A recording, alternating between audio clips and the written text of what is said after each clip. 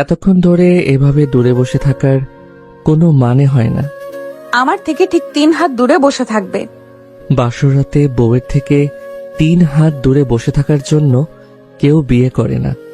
তুমি কেন বিয়ে করেছো সেটা আমি খুব ভালো করে জানি। তাহলে তো আমাকে আরো কাছে আসতে হয়। একদম আমাকে ছোঁয়ার চেষ্টা করবে না বলে দিচ্ছি। নিজের বউকে ছোঁয়ার জন্য কারো অনুমতির প্রয়োজন হয় না। আরাফাত খুব শান্ত পায়ে নাবিলার দিকে এগিয়ে যায়। ঘরের ভিতর হালকা নীল রঙের আলো জ্বলছে। চারিদিকে গোলাপ আর রজনীগন্ধা ফুলের মিষ্টি সুবাস ছড়িয়ে আছে। নাবিলা খাটের এক কোণায় গুটিসুটি মেরে বসে থাকে। তার পরনে ভারী লাল বেনারসি শাড়ি। গয়নার ভারে সে এমনিতেই ক্লান্ত, কিন্তু তার চেয়ে বেশি সে রেগে আছে আরাফাতের ওপর। আরাফাতের চোখে মুখে অদ্ভুত একটা হাসি। সে নাবিলার খুব কাছে গিয়ে বসে। নাবিলা ভয়ে আর রাগে কাঁপতে থাকে। আরাফাত নাবিলার হাত শক্ত করে ধরে নিজের দিকে টেনে নেয়। নাবিলা নিজেকে ছাড়িয়ে নেওয়ার চেষ্টা করে, কিন্তু আরাফাতের শক্তির কাছে সে হার মানে। আরাফাত নাবিলার চোখে চোখ রেখে খুব রোমান্টিক ভাবে তাকায়। আরাফাতের হাতের স্পর্শে নাবিলার সারা শরীরে বিদ্যুৎ বয়ে যায়। আরাফাত খুব ধীরে গলায় কথা বলে। তোমার হার্টবিট এত বেশি কেন? আমাকে ছাড়ো বলছি। ছাড়ার জন্য তো আর ধরিনি। এই বলে আরাফাত নাবিলার ঘাড়ে মুখ গুজে দেয়। নাবিলা চোখ বন্ধ করে ফেলে। তার নিঃশ্বাস ভারী হয়ে আসে। আরাফাতের উষ্ণ নিঃশ্বাস নাবিলার ঘাড়ে আছড়ে পড়ছে। নাবিলার মনে হচ্ছে সে জ্ঞান হারিয়ে ফেলবে। আরাফাত খুব যত্নের সাথে নাবিলার শাড়ির পিন খুলতে শুরু করে। নাবিলা বাধা দেওয়ার চেষ্টা করে, কিন্তু আরাফাত তার 2 হাত এক হাতে আটকে ধরে রাখে। আরাফাতের ঠোঁট নাবিলার ঘাড় থেকে আস্তে আস্তে গলার দিকে নেমে আসে। নাবিলা একটা দীর্ঘশ্বাস ফেলে।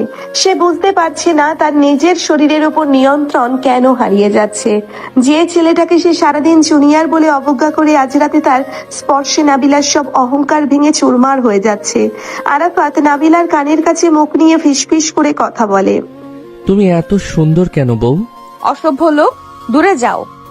আরাফাত হালকা হেসে নাবিলার ঠোঁটে নিজের ঠোঁট ডুবিয়ে দেয়। নাবিলা প্রথমটাই চমকে উঠলেও আস্তে আস্তে সেও সাড়া দিতে শুরু করে। আরাফাতের ভালোবাসার কাছে নাবিলার সব রাগ যেন গলে জল হয়ে যায়। ঘরের নীল আলোয় দুজনের ভালোবাসা গভীর থেকে গভীরতর হতে থাকে। রাতের নিস্তব্ধতা ভেঙে শুধু দুজনের ভারী নিঃশ্বাসের শব্দ শোনা যায়।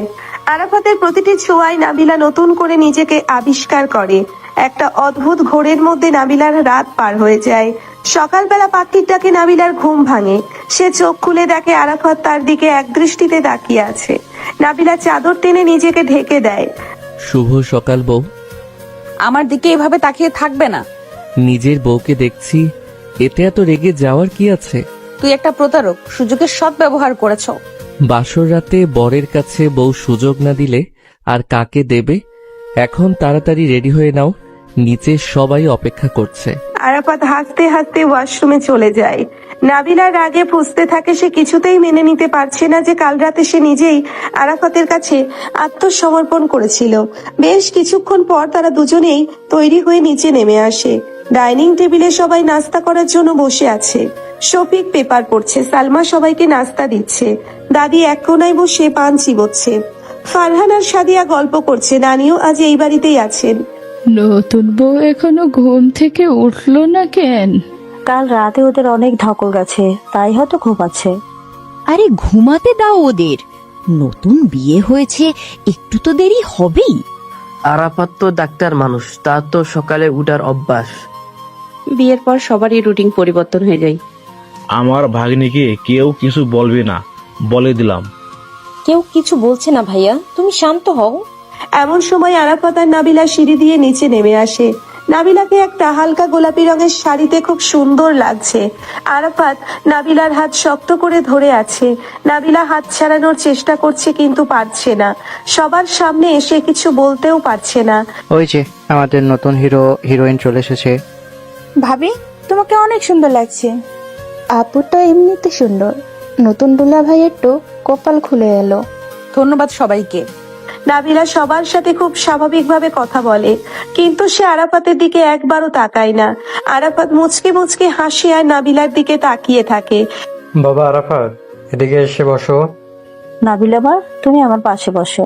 নাবিলা হাসি মুখে সালমার পাশে খেতে বসে। আরাফাত তার পাশে গিয়ে বসে পড়ে। নাবিলা একটু সরে বসে। আমাকে একটু পরোটা দাও তো বউ। নিজে নিয়ে যাও। সবাই একটু অবাক হয়ে নাবিলার দিকে তাকায়। নাবিলার এমন কথায় সবাই একটু অস্বস্তিতে পড়ে, কিন্তু আরাফাত খুব স্বাভাবিক থাকে। বউয়ের হাতে খাওয়ার মজাই আলাদা। আরাফাত জোর করে নাবিলার হাত থেকে পরোটা নিয়ে খেতে শুরু করে। নাবিলা রাগে দাঁত কামড়ে ধরে, কিন্তু সবার সামনে কিছু বলতে পারে না। নাস্তা শেষ করে আরাফাত হাসপাতালে যাওয়ার জন্য তৈরি হয়। কিরে, বিয়ের পরের দিনে ডিউটি? তোর হাসপাতালে কি আর কোনো ডক্টর নেই? ডাক্তার কবির তো বলেছিল আজ তোমার ছুটি। কবির ভাইয়ের কথা বাদ দাও, ইমার্জেন্সি একটা কাজ আছে, আমাকে যেতেই হবে। এমন সময় নাবিলার বাবা কামাল আর মা রহিমা বাড়িতে ঢোকে। সাথে নাবিলার ছোট ভাই রিফাত আর তার বউ সুমাইয়াও এসেছে। কি বিআই সাহেব, খবর সব ভালো তো? আর আসুন আসুন, আপনাদের এই কথাই ভাবছিলাম। নাবিলা মা, কেমন আছিস তুই? ভালো আছি আম্মু। আপু, তুই ভালো আছিস তো? দুলাভাই কোথায়? ওই তো দুলাভাই তৈরি হয়ে দাঁড়িয়ে আছে। ভাইয়া আপনি কোথায় যাচ্ছেন? এই তো একটু হাসপাতালে যেতে হবে, ইমার্জেন্সি আছে। বিয়ের পর দিনে হাসপাতালে যেতে হবে বাবা, আজ না হয় ছুটি নিতে। আসলে আম্মু, রোগীর অবস্থা খুব খারাপ, আমাকে না গেলেই নয়, আমি খুব তাড়াতাড়ি ফিরে আসব। আরাফাত নাবিলার কাছে যায়। নাবিলা মুখ ঘুরিয়ে দাঁড়িয়ে থাকে। আমি আসছি বউ, নিজের খেয়াল রেখো। আরাফাত সবার সামনে নাবিলার কপালে একটা চুমু দেয়। নাবিলা চমকে ওঠে, সবাই হাসতে থাকে। আরাফাত হাসপাতালে চলে যায়। নাবিলা নিজের রুমে গিয়ে রাগে জিনিসপত্র ছুঁড়ে মারতে শুরু করে। এত বড় সাহস, সবার সামনে আমাকে অপমান করে। আমি এর প্রতিশোধ নেবই। আমাকে জুনিয়র হয়ে এত শাসন করা, দেখাচ্ছি আমি মজা। অন্যদিকে হাসপাতালে ডাক্তার কবির আরাফাতের জন্য অপেক্ষা করছে। আরাফাত কেবিনে ঢুকতেই কবির তাকে জড়িয়ে ধরে। কিরে, নতুন বর তুই আজ এখানে কেন? বাড়িতে অনেক কাজ, তাই চলে এলাম। তোর মতো পাগল আমি আর দেখিনি। তা বউ কেমন আছে? স্মৃতি কি কিছু মনে পড়লো? না ভাইয়া, ডাক্তার তো কঠোরভাবে নিষেধ করেছে পুরনো কথা মনে করাতে। ব্রেনে চাপ পড়লে আবার কোমায় চলে যেতে পারে। তুই যে একটা রিস্ক নিয়ে এই নাটকটা করছিস, না বলে যেদিন সত্যিটা জানবে সেদিন তোকে মেরেই ফেলবে। আমাকে মারলেও শান্তি, অন্তত সে তো আমার চোখের সামনে সুস্থ হয়ে বেঁচে আছে, সেটাই আমার সবচেয়ে বড় পাওয়া। বউ তো এখন রাগে আগুন হয়ে আছে, ভাবে আমি টাকার লোভে, পরিবারের চাপে তাকে বিয়ে করেছি। তোর অভিনয় দেখে আমি মুগ্ধ, তবে সাবধানে থাকিস, না বলে কিন্তু খুব বুদ্ধিমতী মেয়ে। আরাফাত হাসতে হাসতে নিজের ডেস্কে বসে পড়ে। সে নাবিলার কথা ভাবতে থাকে। 3 বছর আগে সেই ভয়াবহ দুর্ঘটনার কথা মনে পড়লে আজও আরাফাতের বুক কেঁপে ওঠে। নাবিলার রক্তাক্ত শরীরটা যখন হাসপাতালে আনা হয়েছিল, আরাফাত প্রায় পাগল হয়ে গিয়েছিল। নিজের সবটুকু বিদ্যা আর ভালোবাসা দিয়ে সে নাবিলাকে মৃত্যুর মুখ থেকে ফিরিয়ে এনেছে। কিন্তু নাবিলা তার জীবনের মাঝখানের কয়েক বছরের স্মৃতি হারিয়ে ফেলেছে। সেই স্মৃতির সাথেই মুছে গেছে আরাফাতের নাম। আরাফাত দীর্ঘশ্বাস ফেলে কাজে মন দেয়। দুপুরবেলা নাবিলার ফোনে একটা মেসেজ আসে। মেসেজটা আরাফাত পাঠিয়েছে। কি লিখেছে এই অসভ্য লোকটা? নাবিলা মেসেজটা ওপেন করে। সেখানে লেখা আছে, দুপুরে ঠিকমতো খেয়ে নিও বউ, না হলে রাতে কষ্ট হবে কাল রাতের মতো। মেসেজটা পড়ে নাবিলার গাল লজ্জায় লাল হয়ে যায়, আবার রাগও হয়। আজ রাতে তোমাকে আমি মজা দেখাবো। বিকেল গড়িয়ে সন্ধ্যা নামে। বাড়িতে সবাই গল্প গুজবে ব্যস্ত। নানি আর দাদি পুরনো দিনের গল্প নিয়ে মেতে আছে। আশা তার কামাল ব্যবসার কথা বলছে। রিফাত আর ফারহান ক্রিকেট নিয়ে তর্ক করছে। নাবিলা বারান্দায় একা দাঁড়িয়ে আছে। তার মনটা খুব খারাপ। সে বুঝতে পারছে না আরাফাতকে সে কেন এত ঘৃণা করার চেষ্টা করেও পারছে না। লোকটার চোখের দিকে তাকালে তার বুকের ভিতর কেমন যেন শূন্যতা তৈরি হয়। মনে হয় কত চেনা এই চোখ দুটো। রাত 10টার দিকে আরাফাত বাড়িতে ফিরে আসে। সে সোজা নাবিলার রুমে যায়। নাবিলা খাটে বসে বই পড়ছে। বউ, আমি চলে এসেছি। তো আমি কি করব, নাচবো? নাচতে চাইলে নাচতে পারো, আমি দেখতে রাজি আছি। নাবিলা রেগে বইটা বন্ধ করে রাখে। আরাফাত শার্টের বোতাম খুলতে খুলতে নাবিলার দিকে এগিয়ে আসে। নাবিলা খাট থেকে নেমে দূরে সরে যায়। তুমি ফ্রেশ হয়ে নাও, আমি নিচে যাচ্ছি। নিচে যাওয়ার কোনো দরকার নেই, তুমি এখানেই থাকো। আরাফাত নাবিলার হাত ধরে তাকে দেওয়ালের সাথে চেপে ধরে। নাবিলা ভয় পেয়ে যায়। আরাফাতের চোখে একটা বন্য নেশা। সে নাবিলার খুব কাছাকাছি চলে আসে। দুজনের নিঃশ্বাস এক হয়ে যায়। আমাকে ছাড়ো আরাফাত, কেউ চলে আসবে। নিজের রুমে নিজের বউকে আদর করছি, কে আসবে? আরাফাত নাবিলার গলায় গভীরভাবে চুমু খায়। নাবিলা চোখ বন্ধ করে আরাফাতের শার্ট খামচে ধরে। আরাফাতের উষ্ণ ছোঁয়ায় নাবিলা আবার দুর্বল হয়ে পড়ে। আরাফাত নাবিলাকে কোলে তুলে নিয়ে খাটে শুইয়ে দেয়। নাবিলার সব প্রতিরোধ আরাফাতের ভালোবাসার কাছে হার মেনে যায়। রুমের আলো নিভিয়ে আরাফাত নাবিলাকে নিজের বাহু ডোরে আবদ্ধ করে নেয়। রাতের অন্ধকার তাদের ভালোবাসার সাক্ষী হয়ে থাকে।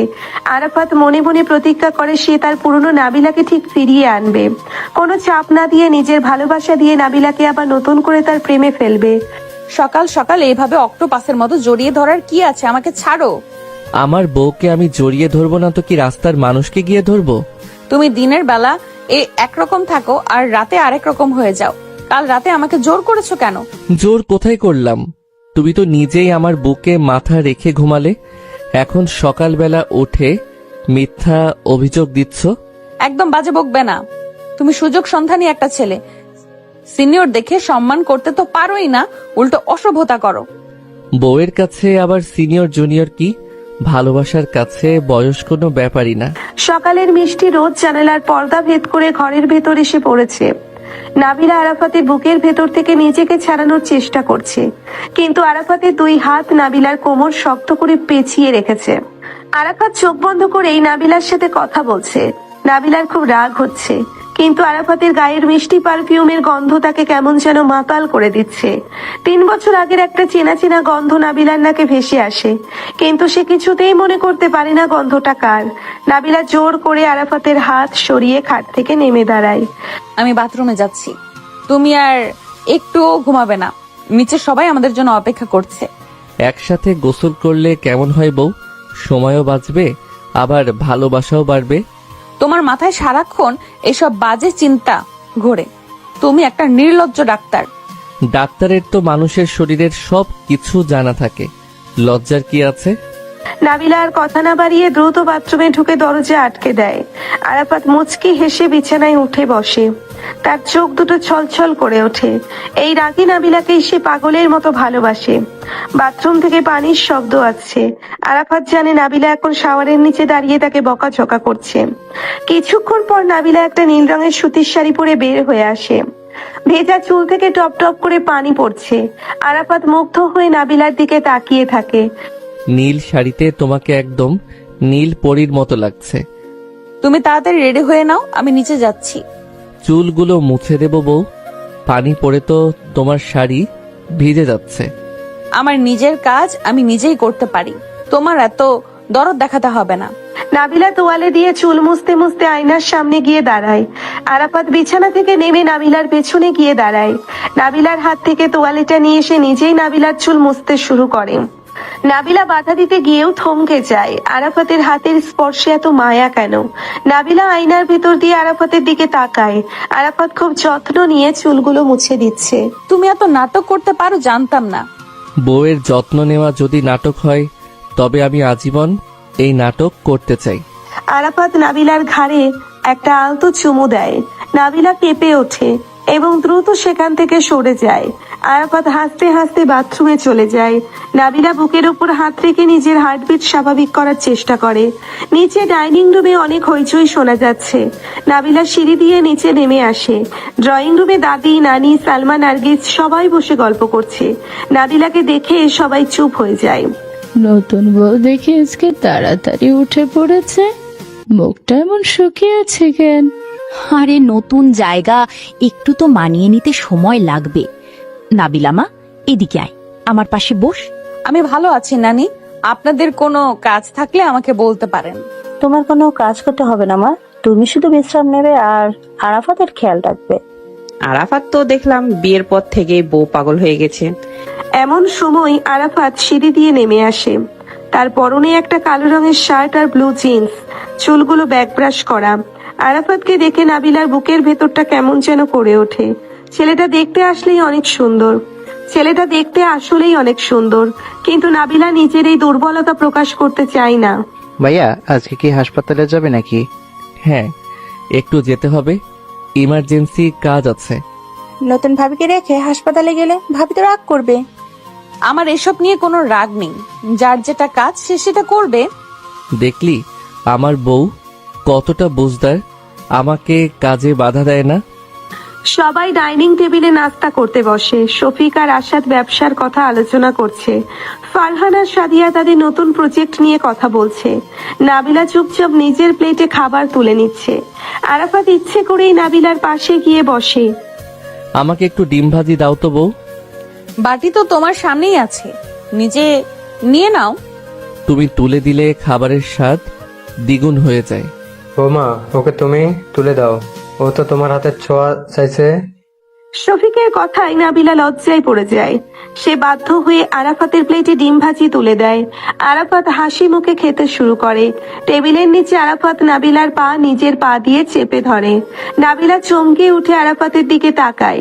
আরাফাত এমন ভাব করে যেন কিছুই হয়নি। নাবিলা পা সরিয়ে নেওয়ার চেষ্টা করে, কিন্তু আরাফাত আরো শক্ত করে চেপে ধরে। তুমি পা সরাও। কি বলছো বউ? আমি তো খাচ্ছি।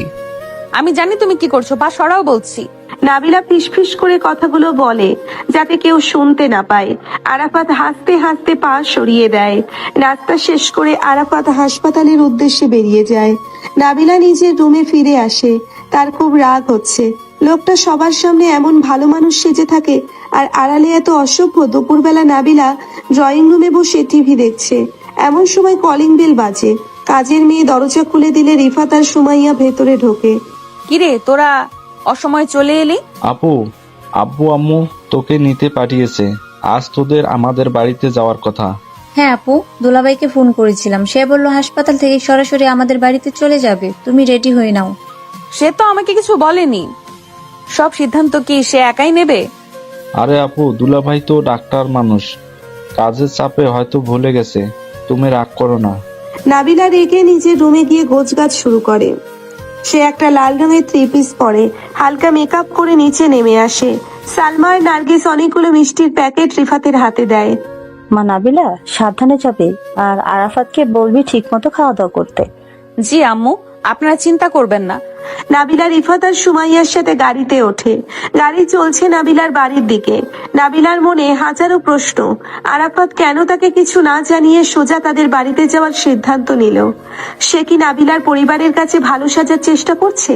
বিকেল বেলা তারা নাবিলার বাড়িতে পৌঁছয়। রহিমা আর কামাল গেটেই দাঁড়িয়েছিল। নাবিলাকে দেখে রহিমা জড়িয়ে ধরে। মা, তুই কেমন আছিস? তোর মুখটা এমন শুকিয়ে আছে কেন? আমি ভালো আছি আম্মু, গরমের কারণে হয়তো এমন লাগছে। আরাফাত কোথায়? সে তো তোমাদের সাথে আসার কথা ছিল। দুলাভাই তো হাসপাতাল থেকে সরাসরি আসবে বলছে। সবাই ড্রয়িং রুমে বসে গল্প করছে। হাসান আর রুমাও এসেছে। তানিয়া নাবিলার পাশে বসে একটানা কথা বলেই যাচ্ছে। নাবিলা শুধু মাথা নেড়ে সায় দিচ্ছে। তার চোখ বারবার দরজার দিকে যাচ্ছে। সন্ধ্যা হয়ে গেছে, তবুও আরাফাতের কোনো খবর নেই। নাবিলা ফোন হাতে নিয়ে আরাফাতকে কল করার কথা ভাবে, কিন্তু আবার ফোন রেখে দেয়। কি ব্যাপার নাবিলা, তুই বারবার দরজার দিকে তাকাচ্ছিস কেন? বরের জন্য মন খারাপ করছে নাকি? না মামি, আমি এমনিতেই তাকাচ্ছি। ওর জন্য আমার মন খারাপ হতে যাবে কেন? নতুন বিয়ে তো মন একটু খারাপ হবেই। আরাফাত ছেলেটা খুব দায়িত্বশীল, ঠিক চলে আসবে। ঠিক তখনই কলিং বেল বাজে। রিফাত দৌড়ে গিয়ে দরজা খোলে। আরাফাত হাসি মুখে ভেতরে ঢোকে। তার হাতে বড় একটা ফুলের তোড়া আর অনেকগুলো শপিং ব্যাগ। আরাফাত সোজা রহিমার কাছে গিয়ে সালাম করে। আম্মু কেমন আছেন? দেরি হয়ে গেল একটু। বেঁচে থাকো বাবা, দেরিতে হোক তাতে কি, তুমি যে এসেছো এটাই আমরা খুশি। আসো বাবা, ভিতরে এসে বসো। সারাদিন অনেক খাটুনি গেছি। আরাফাত সবার সাথে কুশল বিনিময় করে।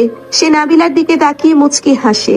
নাবিলা মুখ ঘুরিয়ে নেয়। আরাফাত ফুলের তোড়াটা নাবিলার দিকে এগিয়ে দেয়। এই নাও বউ, তোমার জন্য। হঠাৎ আমাকে ফুল দেওয়ার কি হলো? বউকে ফুল দিতে আবার কারণ লাগে নাকি? দুল্লা ভাই, আপনি কিন্তু অনেক রোমান্টিক। আপু তো এসবের কিছু বুঝে না। তোমার আপুকে রোমান্টিক বানানোর দায়িত্ব তো আমার। আমি ঠিক তাকে শিখিয়ে নেব। সবাই আরাফাতের কথাই হেসে ওঠে। নাবিলার আগে দাঁত কামড়ে ধরে। লোকটা থেকে সবার সামনে হাসির পাত্র বানাচ্ছে। রাতের খাবার টেবিলে অনেক পদের আয়োজন করা হয়েছে, পোলাও, রোস্ট, খাসির মাংস, বোরহানি, আরো অনেক কিছু। আরাফাত সবার সাথে খুব সহজভাবে মিশে গেছে। সে এমন ভাবে কথা বলছে যেন এই বাড়ির সবাইকে সে অনেক আগে থেকেই চেনে। আরাফাত বাবা, তুমি তো আমাদের নাবিলাকে একদম বদলে দিয়েছো। ও তো আগে এত চুপচাপ ছিল না। মামা, আপনাদের নাবিলা এখন আমার বউ। আমি ওকে নতুন করে সব শেখাচ্ছি। দুলা ভাই, আপু কিন্তু অনেক রাগী, আপনি একটু সাবধানে থাকবেন। আরে শ্যালক সাহেব, রাগী মেয়েদের সামলাতে তো আমার সবচেয়ে বেশি ভালো লাগে। রাগের পেছনে যে ভালোবাসা লুকিয়ে থাকে সেটা বের করে আনার মজাই আলাদা। আরাফাত কথাগুলো বলে নাবিলার দিকে অর্থপূর্ণ দৃষ্টিতে তাকায়। নাবিলা বুঝতে পারে আরাফাত তাকে উদ্দেশ্য করেই কথাগুলো বলছে। খাবার শেষ করে সবাই আবার ড্রয়িং রুমে বসে। অনেক রাত হয়ে গেছে। রহিমা নাবিলাকে তার পুরনো রুমে নিয়ে যায়। মা, তোমাদের জন্য এই রুমটা গুছিয়ে রেখেছি। আরাফাত তো আজ এখানেই থাকবে। সে তোর বাড়িতে চলে গেলেই তো পারে, এখানে থাকার কি দরকার? কি যে বলিস মা, নতুন বর, তাকে কি একা ছেড়ে দেওয়া যায়? তুই যা, গিয়ে ভিতরে ওর সাথে কথা বল। রহিমা চলে যায়। নাবিলা রুমে ঢুকে দেখে আরাফাত বিছানায় আধশোয়া হয়ে ফোন টিপছে। রুমের চারিদিকে নাবিলার পুরোনো দিনের স্মৃতি ছড়ানো। দেওয়ালের এক পাশে একটা বড় বুক শেলফ এবং অন্য পাশে একটি স্টাডি টেবিল। আরাফাত ফোন রেখে নাবিলার দিকে তাকায়। তোমার রুমটা তো অনেক সুন্দর বউ, ঠিক তোমার মতোই। তুমি কিন্তু একটু বেশি বাড়াবাড়ি করছো। আমার পরিবারের সামনে ভালো সাজার কোনো দরকার নেই। আমি ভালো সাজতে যাব কেন? আমি তো এমনই। তুমি আমাকে ভুল বুঝছো। আমি সব বুঝি। তুমি ভাবছো এইভাবে আমাকে ইমপ্রেস করবে? আমি তো বোকা নই। ইমপ্রেস তো আমি তোমাকে অনেক আগেই করে ফেলেছি, এখন শুধু ভালোবাসার পালা। আরাফাত খাট থেকে নেমে নাবিলার দিকে এগিয়ে আসে। নাবিলা পিছিয়ে যেতে থাকে। আরাফাত নাবিলার হাত ধরে তাকে দেওয়ালের সাথে চেপে ধরে। নাবিলার চোখ দুটো ভয়ে বড় বড় হয়ে যায়। আরাফাত এমন আক্রমণাত্মক রূপ সে আগে দেখেনি। কি করছো তুমি? আমাকে ছাড়ো। বউ, তোমার এই পুরনো রুমে আজ আমরা নতুন করে স্মৃতি তৈরি করব। আরাফাত নাবিলার ঠোঁটে গভীর একটা চুমু খায়। নাবিলা প্রতিরোধ করার চেষ্টা করে, কিন্তু আরাফাতের শক্তির কাছে সে পরাস্ত হয়। আরাফাতের ছোঁয়ায় একটা অদ্ভুত মায়া আছে। নাবিলা ধীরে ধীরে নিজেকে আরাফাতের কাছে সমর্পণ করে। আরাফাত নাবিলার ঘাড়ে গলায় অনবরত চুমু খেতে থাকে। নাবিলার শরীর অবশ হয়ে আছে। আরাফাত প্লিজ আমাকে ছাড়ো, আমার কেমন যেন লাগছে। কেমন লাগছে বউ? ভালো লাগছে না খারাপ লাগছে? আমি জানি না, কিন্তু আমার খুব ভয় করছে। আরাফাতের নাবিলাকে কোলে তুলে নিয়ে বিছানায় শুইয়ে দেয়। রুমের আলো নিভিয়ে দেয়। শুধু জানালার ফাঁক দিয়ে চাঁদের আলো এসে পড়েছে। আরাফাত নাবিলার গায়ের উপর ঝুঁকে পড়ে। ভয় পাওয়ার কিছু নেই বউ, আমি তো আছি। আমি তোমাকে কোনো দিন কষ্ট দেব না। আরাফাত নাবিলার শাড়ির আঁচল সরিয়ে দেয়। নাবিলা চোখ বন্ধ করে ফেলে। হঠাৎ নাবিলার মাথায় একটা তীব্র যন্ত্রণা শুরু হয়। তার মনে হয় অনেক পুরনো কোনো স্মৃতি তার চোখের সামনে ভাসছে। একটা অন্ধকার রাস্তায় একটা বাইক আর প্রচুর রক্ত। নাবিলা চিৎকার করে ওঠে। আমার মাথা ব্যথা করছে, খুব ব্যথা করছে। আরাফাত সাথে সাথে নাবিলাকে ছেড়ে উঠে বসে। সে লাইট চালিয়ে দেয়। নাবিলার মুখ ব্যথায় কুঁচকে আছে। আরাফাত দ্রুত নিজের ব্যাগ থেকে একটা ওষুধের পাতা বের করে। বউ চোখ খোলো, আমার দিকে তাকাও, এই ওষুধটা খেয়ে নাও। আমার খুব কষ্ট হচ্ছে, মনে হচ্ছে মাথা ফেটে যাবে। আমি আছি তো, কিচ্ছু হবে না, তুমি শুধু ওষুধটা খেয়ে নাও। আরাফাত নাবিলাকে পানি দিয়ে ওষুধটা খাইয়ে দেয়। সে নাবিলার মাথায় হাত বুলিয়ে দিতে থাকে। আরাফাতের চোখে মুখে চরম আতঙ্ক। সে বুঝতে পারছে নাবিলার পুরনো স্মৃতি ফিরে আসার চেষ্টা করছে, কিন্তু এখন স্মৃতি ফিরে এলে নাবিলার ব্রেনে মারাত্মক ক্ষতি হতে পারে। আরাফাত নাবিলাকে নিজের বুকের সাথে শক্ত করে জড়িয়ে ধরে। শান্ত হও বউ, আমি তোমার কাছেই আছি। কেউ তোমাকে আমার কাছ থেকে কেড়ে নিতে পারবে না। তুমি আমাকে এত ভালোবাসো কেন? আমি তো তোমার সাথে সব সময় খারাপ ব্যবহার করি। ভালোবাসা তো আর কারণ মেনে হয় না, তুমি শুধু আমার, আর কারো না। ওষুধের প্রভাবে নাবিলা ধীরে ধীরে ঘুমিয়ে পড়ে। আরাফাত সারা রাত জেগে নাবিলার দিকে তাকিয়ে থাকে। তার মনে পড়ে 3 বছর আগের সেই ভয়াল রাতের কথা, যেদিন নাবিলাকে রক্তাক্ত অবস্থায় হাসপাতালে আনা হয়েছিল। আরাফাত নিজেকে প্রতিজ্ঞা করে সে যে কোনো মূল্যে নাবিলাকে সুস্থ করে তুলবে।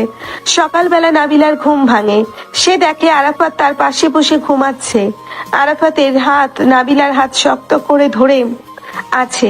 নাবিলার মনে একটা অদ্ভুত প্রশান্তি কাজ করে, এই ছেলেটা তাকে সত্যিই খুব ভালোবাসে। নাবিলা আরাফাতের চুলে হাত বুলিয়ে দেয়। তুমি আসলে একটা পাগল ডাক্তার। আরাফাত ঘুমের ঘুরেই মুচকি হাসে। সে নাবিলার হাতটা নিজের বুকের কাছে টেনে নেয়। সকালের রোদ জানালার ফাঁক দিয়ে আরাফাতের মুখে এসে পড়ে। নাবিলা মুগ্ধ হয়ে আরাফাতের ঘুমন্ত মুখের দিকে তাকিয়ে থাকে। তার মনে হতে থাকে এই মানুষটার সাথে তার জন্ম জন্মান্তরের সম্পর্ক, কিন্তু কেন এমন মনে হচ্ছে সেটা সে কিছুতেই বুঝতে পারে না। তুমি কাল রাতে আমাকে কি ওষুধ খাইয়েছিলে? তোমার খুব মাথা ব্যথা করছিল, তাই একটা সাধারণ পেইন কিলার দিয়েছি বউ। তুমি আমাকে বউ বলে ডাকবে না, আমি তোমার সিনিয়র, সেটা সব সময় মনে রাখবে। ভালোবাসার মানুষের কাছে আবার সিনিয়র জুনিয়র কি? তুমি আমার বিয়ে করা স্ত্রী, এটাই সবচেয়ে বড় সত্যি। এটা শুধু একটা চুক্তি আর পরিবারের চাপ। আমি তোমাকে কখনো মন থেকে স্বামী হিসেবে মেনে নেব না। মন থেকে মেনে নিতে হবে না, তুমি শুধু আমার চোখের সামনে থাকো, তাতেই আমার শান্তি। সকালের মিষ্টি আলো জানালার ফাঁক দিয়ে ঘরের ভেতর প্রবেশ করেছে। নাবিলা আয়নার সামনে দাঁড়িয়ে নিজের চুল ঠিক করছে, আর আরাফাত বিছানায় বসে একদৃষ্টিতে তার দিকে তাকিয়ে আছে। কাল রাতের হঠাৎ মাথা ব্যথার কথা নাবিলার খুব একটা মনে নেই। তুমি এভাবে আমার দিকে তাকিয়ে আছো কেন? তোমার কি কোনো কাজ নেই? নিজের সুন্দর বউকে দেখার চেয়ে জরুরি কাজ এই মুহূর্তে পৃথিবীতে আর দ্বিতীয়টি নেই। তোমার এইসব সস্তা কথা অন্য কাউকে গিয়ে বলবে, আমাকে এসব বলে ভোলানো যাবে না। আমি তো তোমাকে ভোলাতে চাই না, আমি শুধু চাই তুমি আমার ভালোবাসাটা একটু বোঝার চেষ্টা করো। তুমি একটা স্বার্থপর সুযোগ সন্ধানী জুনিয়র ডাক্তার, যে পরিবারের দুর্বলতার সুযোগ নিয়ে আমাকে বিয়ে করেছো। সময় একদিন সব সত্যি প্রমাণ করে দেবে বউ, সেদিন তুমি নিজেই আমার কাছে এসে ধরা দেবে। সেই দিন আর কোনোদিন আসবে না, এবার তাড়াতাড়ি তৈরি হয়ে নাও, নিচে সবাই অপেক্ষা করছে। নাবিলার আগে গজগজ করতে করতে রুম থেকে বেরিয়ে যায়। আরাফাত দীর্ঘশ্বাস ফেলে। কাল রাতে নাবিলার পুরনো স্মৃতি ফিরে আসার উপক্রম হয়েছিল, যা আরাফাতকে ভীষণ ভয় পাইয়ে দিয়েছে। সে দ্রুত তৈরি হয়ে নিচে ডাইনিং রুমে চলে যায়। বাবা আরাফাত, রাতে ভালো ঘুম হয়েছে তো তোমাদের? জি আম্মু, অনেক ভালো ঘুম হয়েছে। আপনাদের মেয়ে তো আমাকে সারা রাত শক্ত করে জড়িয়ে ধরে ঘুমিয়েছিল। আম্মু, ও একদম মিথ্যা কথা বলছে। আমি ওকে ছুঁয়েও দেখিনি, ও নিজে থেকেই বানিয়ে বানিয়ে এসব বলছে। আরে মা, তুই এত রাগে যাচ্ছিস কেন? আরাফাত তো শুধু একটু মজাই করছে, স্বামী স্ত্রীর মধ্যে এসব তো স্বাভাবিক। আপু, তুই আসলে বেশি রিয়াক্ট করছিস। দুলা ভাই কত ভালো মানুষ, আর তুই সারাক্ষণ ওনার সাথে রেগে থাকিস। ভাইয়া ঠিক বলেছে আপু, দুলাভাইয়ের মতো এমন রোমান্টিক আর কেয়ারিং মানুষ আজকাল পাওয়াই যায় না। তোরা সবাই ওর দলে যোগ দিয়েছিস। আমি তোদের আপন বোন, আর তোরা ওর গুণগান গাইছিস। আরে শ্যালক সাহেব, তোমরা তোমাদের আপুকে আর খেপিও না, সে এমনিতেই আমার উপর রেগে আগুন হয়ে আছে। আরাফাত বাবা, তুমি ওর কথায় কিছু মনে করো না। নাবিলা ছোটবেলা থেকে একটু জেদি, তবে মনটা ওর খুব পরিষ্কার। হ্যাঁ বাবা, তুমি একটু ধৈর্য ধরো, দেখবে খুব তাড়াতাড়ি ও তোমার সব ভালোবাসা বুঝতে পারবে। মামা মামি, আপনারা একদম চিন্তা করবেন না, আমি ওকে ঠিক আমার মতো করে গুছিয়ে নেব, আমার কোনো তাড়া নেই। আপু, তুমি কিন্তু অনেক ভাগ্যবান, এমন একজন ডাক্তার বর পেয়েছো যে তোমাকে একটু ভালোবাসে। আমার ভাগ্যের কথা আমাকে আর মনে করিয়ে দিস না। এবার তোরা সবাই মিলে আমাকে শান্তিতে একটু খেতে দে। খাবার টেবিলে সবার হাসি খুশি কথার মাঝে নাবিলা চুপচাপ খেয়ে নেয়। আরাফাত সবার সাথে খুব সহজে মিশে গিয়ে গল্প করতে থাকে। নাস্তা শেষ করে আরাফাত হাসপাতালের উদ্দেশ্যে রওনা দেয়। নাবিলা নিজের রুমে গিয়ে পুরনো জিনিসপত্র গোছাতে শুরু করে। এই ড্রয়ারটা এতদিন ধরে জ্যাম হয়ে কেন? এটা তো আগে এমন ছিল না। নাবিলা অনেক টানাটানি করে ড্রয়ারটা খোলে। ভেতরে অনেক পুরনো বই আর খাতার মাঝে একটা ছোট নীল রঙের ডায়েরি দেখতে পায়। ডায়েরিটা দেখে নাবিলার বুকের ভেতরটা কেমন যেন করে ওঠে। এই ডায়েরি তো আমি আগে কখনো দেখিনি, এটা এখানে কোথা থেকে এলো? নাবিলা ডায়েরিটা হাতে নিয়ে পাতা উল্টাতে থাকে, কিন্তু ডায়েরির অনেকগুলো পাতা ছেঁড়া এবং বাকি পাতাগুলো লেখাও পানিতে ভিজে একদম লেপ্টে গেছে। ডায়েরির শেষের দিকে একটা ঝাপসা ছবি সে দেখতে পায়। এই ছবিটা কার? এত ঝাপসা যে কিছুই বোঝা যাচ্ছে না, শুধু একটা ছেলে অবয়ব বোঝা যাচ্ছে। নাবিলা ছবিটা চোখের খুব কাছে নিয়ে দেখার চেষ্টা করে। হঠাৎ তার মাথার ডান পাশে আবার হালকা চিনচিনে ব্যথা শুরু হয়। সে ডায়েরিটা সাথে সাথে ড্রয়ারে রেখে দেয়। আমার কেন এমন লাগছে? এই ডায়েরিটা দেখার পর থেকে আমার মাথাটা আবার ব্যথা করছে। নাবিলা বিছানায় শুয়ে চোখ বন্ধ করে থাকে। অন্যদিকে হাসপাতালে আরাফাত ডাক্তার কবিরের কেবিনে বসে খুব গম্ভীর মুখে কথা বলছে। কিরে, আজ তোর মুখটা এমন শুকিয়ে আছে কেন? কোনো সমস্যা হয়েছে নাকি? কাল রাতে নাবিলার হঠাৎ খুব মাথা ব্যথা শুরু হয়েছিল ভাইয়া, আমি খুব ভয় পেয়ে গিয়েছিলাম। তুই কি ওকে পুরনো কোনো কথা মনে করানোর চেষ্টা করছিস? আমি না তোকে বারবার নিষেধ করেছি? না ভাইয়া, ও ওর পুরনো রুমে ছিল, আমরা স্বাভাবিক কথা বলছিলাম, হঠাৎ করেই ওর প্যানিক অ্যাটাক শুরু হয়। ওর পুরনো রুমে হয়তো এমন কিছু আছে যা ওকে সাবনকাস মাইন্ডকে ট্রিগার করছে। তোকে খুব সাবধান থাকতে হবে। আমি সাথে সাথে ওকে কড়া ঘুমের ওষুধ দিয়ে ঘুম পাড়িয়ে দিয়েছি, কিন্তু এমন বারবার হলে তো খুব বিপদ হয়ে যাবে। ওর ব্রেনের নার্ভগুলো এখনো পুরোপুরি স্বাভাবিক হয়নি, পুরনো স্মৃতিতে জোর করে ফিরে এলেও আবার কমায় চলে যেতে পারে। আমি ওকে হারাতে পারবো না ভাইয়া, আমি ওকে ছাড়া বাঁচবো না। ওকে সুস্থ রাখাই আমার জীবনের একমাত্র লক্ষ্য। তুই নিজেকে শক্ত রাখ, তুই একজন ডাক্তার, তুই জানিস প্যানিক হলে কি করতে হয়। ওকে সবসময় খুশি রাখার চেষ্টা কর। ও তো আমাকে জুনিয়র ভেবে সারাক্ষণ রাগ দেখায়, আমি শুধু ওর রাগগুলো হাসি মুখে মেনে নিয়ে ওকে স্বাভাবিক রাখার চেষ্টা করি। তোর এই ত্যাগ একদিন ঠিক কাজে আসবে। নাবিলা যেদিন সত্যিটা জানবে সেদিন ও তোকে ছাড়া আর কাউকে চাইবে না। আরাফাত দীর্ঘশ্বাস ফেলে নিজের কেবিনে চলে যায়। বিকেল বেলা সে নাবিলাকে নিয়ে নিজের বাড়িতে ফিরে আসে। ড্রয়িং রুমে সবাই তাদের জন্য অপেক্ষা করছিল। বৌমা, তোমরা চলে এসেছো? আমি তো তোমাদের পথ চেয়ে বসেছিলাম। জি দাদি, আমরা চলে এসেছি। আপনার শরীর কেমন আছে এখন? আমি ভালো আছি মা, তুমি আসাতে আমার শরীর আর মন দুটোই অনেক ভালো হয়ে গেছে। নাবিলা মা, তুই গিয়ে একটু বিশ্রাম নে, সারাদিন অনেক ধকল গেছে তোর ওপর দিয়ে। হ্যাঁ মা নাবিলা, তুই আরাফাতের রুমে গিয়ে ফ্রেশ হয়ে নে, আমি তোদের জন্য খাবার পাঠিয়ে দিচ্ছি। আরাফাত বাবা, হাসপাতালের সব কাজ ঠিকঠাক চলছে তো? কোনো অসুবিধা হচ্ছে না তো? জি আব্বু, সব ঠিক আছে। আপনারা নাবিলার একটু খেয়াল রাখবেন, ও যেন কোনো কারণে কষ্ট না পায়। আরে বাবা, নাবিলা তো এখন আমাদের বাড়ির মেয়ে, সবাই ওর খেয়াল রাখবো, তুই নিশ্চিন্তে থাক।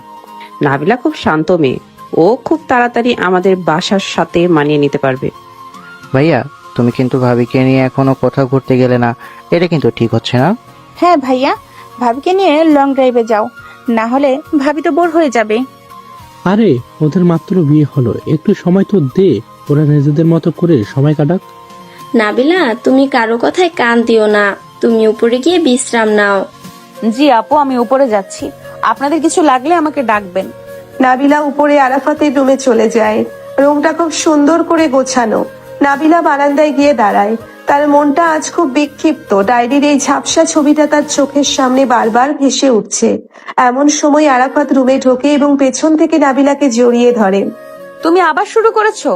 আমাকে একটু একা থাকতে দাও। একা কেন থাকবে বউ? আমি তো তোমার সাথেই আছি, সারা জীবন তোমার ছায়া হয়ে থাকবো। তুমি কি কখনো আমার কথা শুনবে না?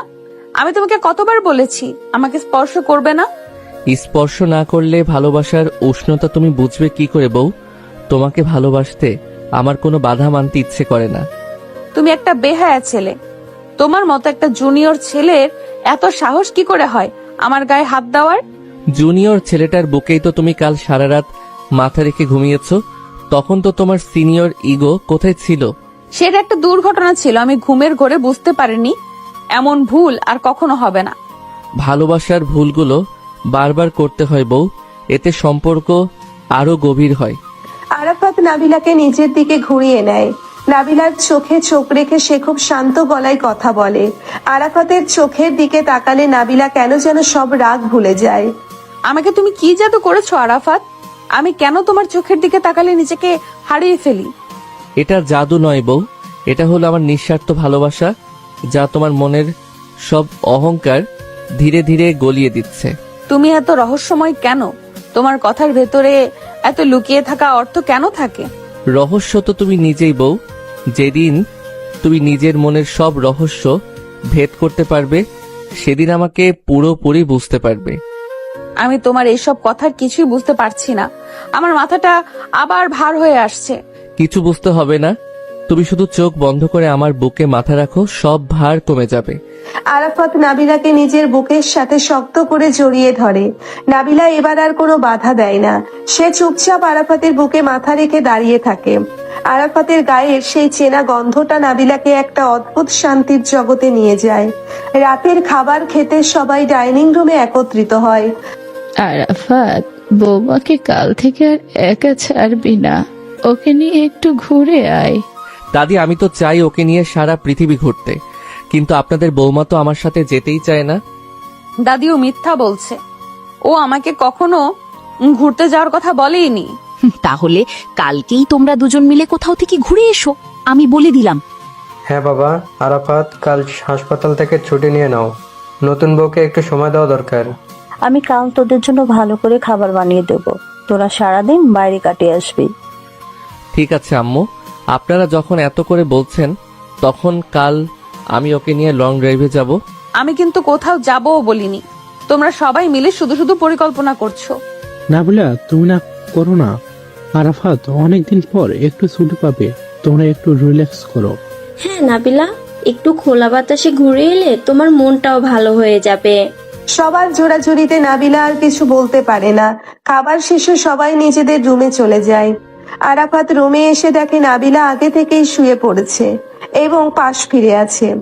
বউ, তুমি কি সত্যি আমার সাথে কাল ঘুরতে যেতে চাও না? আমি ঘুমাবো, আমাকে বিরক্ত করো না। তুমি তোমার মতো যা ইচ্ছা করো। তুমি যদি না যেতে চাও তবে আমি কাউকে জোর করব না, আমি কাল হাসপাতালেই যাব। সবাই এত করে বললো, এখন তুমি না গেলে সবাই আমাকেই দোষ দেবে। আমি যাব তোমার সাথে। এই তো আমার লক্ষ্মী বউ, ঠিক আছে, কাল আমরা খুব সুন্দর একটা জায়গায় যাব, তোমার অনেক ভালো লাগবে। আরাফাত লাইট নিভিয়ে নাবিলার পাশে শুয়ে পড়ে। সে খুব সাবধানে নাবিলার একটা হাত নিজের হাতের মুঠোয় নিয়ে নেয়। নাবিলা হাতটা সরিয়ে নেওয়ার কোনো চেষ্টা করে না। অন্ধকারের মাঝে আরাফাত মুচকি হাসে। সে জানে কালকের দিনটা তাদের দুজনের জন্য খুব বিশেষ হতে চলেছে। 3 বছর আগের অনেক সুন্দর স্মৃতি সে কাল নাবিলাকে নতুন করে উপহার দিতে চায়, কোনো চাপ না দিয়েই শুধু ভালোবাসা দিয়ে। নাবিলা, চোখ খোলো, আমরা পৌঁছে গেছি। কতক্ষণ ঘুমিয়েছি আমি? জায়গাটা তো বেশ সুন্দর। তোমার মাথা ব্যথার পর তুমি গাড়িতেই ঘুমিয়ে পড়েছিলে, দেখো তো জায়গাটা তোমার চেনা মনে হয় কিনা।